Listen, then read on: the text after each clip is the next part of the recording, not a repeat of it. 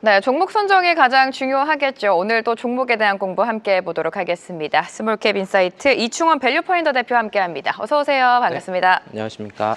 자, 오늘은 또 어떤 종목 가지고 오셨는지 종목 먼저 만나보도록 하겠습니다. 오늘 들고 오신 종목은요, IT센엔텍을 가지고 오셨는데 일단은 좀 생소하다라고 생각하시는 투자자분들도 분명 있을 것 같습니다. 기업 설명 부탁드릴게요. 네, 이 회사는 네. 이제 시스템 통합 전문 기업이라고 보시면 될 것 같고요. 1981년 쌍용량의 종합 전산실에서 시작된 기업인데 그 이후에는 IT센 그룹에 편입이 됐고요.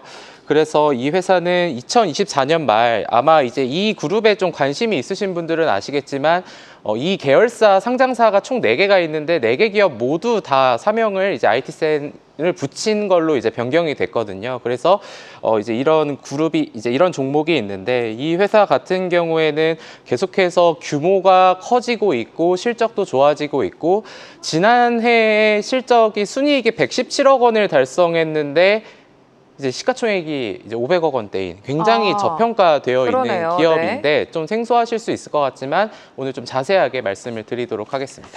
네, IT센엔텍은 IT센 그룹에 속해 있다라고 보면 될 것 같은데 IT센 그룹의 주요 기업들이 어떤 건지 차근차근 알아봐야 될 것 같아요. 네. 네. 이제 IT센이었다가 이제 IT센 글로벌로 이제 바뀌었고요. 지금 같은 경우에는 IT센 글로벌도 IT센 엔텍과 마찬가지로 최근에 주가 흐름이 굉장히 괜찮은 흐름을 보이는데 이제 IT센 글로벌 같은 경우에는 총 17개 연결 종속회사를 갖고 있고 지금 신사업을 전개하면서 뭐 블록체인이나 탈중앙화 금융 이런 것들을 하고 있는데 IT센 같은 경우에는 한국 근거래소에도 지분을 갖고 있어서 지난해 매출액 거의 5조 원에 가까운 실적을 좀 거뒀고 그런 부분들이 최근에 IT센 글로벌을 필두로 해서 엔텍까지 좀 온기가 전해지고 있는 모습으로 보시면 될 것 같습니다. 자, 그렇다면 이 동사의 체크 포인트는 어디서 잡으면 좋을지 키워드로 만나보도록 하겠습니다. 첫 번째로 가지고 오신 키워드가 실적에 초점을 맞추신 것 같은데 지금 보니까 1분기 실적이 굉장히 좋았습니다. 컨센을 웃도는 역대 최대 실적을 기록했다. 적자 자회사가 AI 데이터 센터로 반전을 했다. 이런 이유들이 나오고 있는데 구체적으로 들어가 볼게요. 1분기 실적 어땠습니까? 네, 이 회사는 연결 기준으로 보면은 전년 동기 대비 64% 성장한 매출액 1,119억 원을 기록을 했는데 이제 자회사의 SI 사업 부문 적자로 인해서 영업 손실은 5억 원을 기록을 했습니다. 근데 이제 연결로 보면 그렇지만 이제 다시 한번 개별로 보게 되면은 개별 매출액 같은 경우에는 전년 동기 대비 33% 성장한 603억 원을 기록을 했고 영업이익은 거의 30배 넘게 성장한 34억 원을 기록을 했습니다. 네. 이런 회사들은 1분기가 대체적으로 비수기인 가운데 영업이익률 5.6%를 기록을 했고요. 정부기관이나 디지털 클라우드 전환에 대한 수요에 대한 부분 그리고 대기업 관련 민간 분야 프로젝트가 증가하면서 좀 긍정적인 실적에 대한 효과가 있었다라고 보시면 될 것 같습니다. 그러니까 예전에는 이런 회사 같은 경우에는 단순 시스템 통합 사업만 하는 거 아니냐라는 이러한 부분들이 있었는데 클라우드 인프라 구축과 유지보수 사업을 영위를 하고 있고 그리고 지금 나오는 것과 같이 1분기 수주 잔고가 1,405억 원을 기록을 했는데 2024년 12월 말 기준 대비해서는 거의 44% 가까운 수주 잔고가 급증을 했다라고 보시면 될 것 같습니다. 그렇다 보니까 이제 이런 부분들로 인해서 이 회사는 시장에 알려져 있지 않은 기업일 뿐 계속해서 실적은 긍정적으로 증가하고 있다라는 부분을 보시면 될 것 같고 이제 연결 기준으로 매출액의 흐름을 보면은 2020년 1,200억 원에서 지난해 4,400억 원을 기록을 했고요. 사실 이 1분기 자체가 사실 5년 전으로 보면은 거의 한 해의 매출액을 한 개 분기에 달성을 했다라고 보시면 될 것 같습니다. 영업이익률이 꺾이는 이유는 아까 말씀드렸던 것처럼 1분기가 이 산업에서 좀 비수기인 점을 감안을 하면은 이 부분은 계속해서 우리가 성장을 하고 있구나에 대한 부분으로 해석을 할 수 있을 것 같습니다. 자, 실적을 짚어주셨는데 두 번째 키워드도 바로 만나보도록 하겠습니다. 두 번째로 가지고 오신 키워드가 턴어라운드라고 말씀을 해주셨고 그 안에서도 국내 클라우드 시장의 수혜를 받을 수 있다라는 분석을 내주셨는데 이 부분은 우리가 어떻게 해석하면 좋을까요? 네, 일단은 AI 네. 하면은 요즘에 뭐 사실 너무 많은 산업군에 지금 적용이 되고 있기 맞아요. 때문에 네. 뭐 단순하게 뭐 너무 AI 산업 커지면 좋다라고 할 수는 없을 것 같고, 공공과 민간의 디지털 전환에 대한 수요가 계속해서 증가하고 있는 이러한 상황 속에서 컴퓨팅 자원 수요에 대한 변동성을 초래하는 AI 프로젝트가 굉장히 지금 급증을 하고 있는 그런 상황입니다.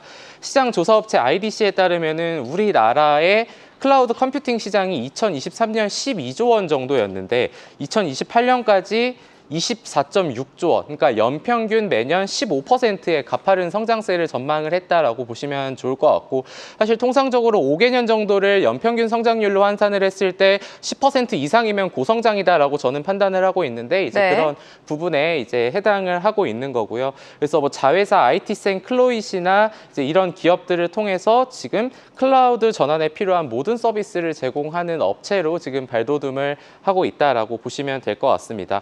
근데 기존까지는 이게 또 사람이 인건비가 대체적으로 이런 판관비에 많이 차지를 하는 경향들이 있는데, 그리고 SI 대비 이런 클라우드 산업은 고급 인력을 많이 투입을 해야만 하는 그런 부분들이 있거든요. 그래서 아까 말씀드렸던 것처럼 연결 기준으로는 좀 적자를 기록했다라는 부분도 이제 이런 쪽에서 기인을 한다라고 보시면 될 것 같고, 그리고 지난해 2분기 삼성전자 그리고 구글 클라우드 MSP 사업 수주에 성공을 하면서 이 회사는 뭔가 공공기관에만 강점이 있는 거 아니냐라는 이 시장에 대한 우려를 지금 민간 사업자로 점차 확대를 해 나가면서 그거를 또 실적으로 보여주고 있는 굉장히 지금 선순환 단계에 있는 기업이다라고 보시면 좋을 것 같고, 그래서 이제 클라우드 산업이 이제 본 궤도에 오르는 동사는 1분기 실적도 좋았지만 2분기, 3분기, 4분기 시간이 지날수록 상저하고의 더 좋은 실적을 보여줄 수 있지 않을까, 이런 기대감을 좀 가져볼 수 있을 것 같습니다.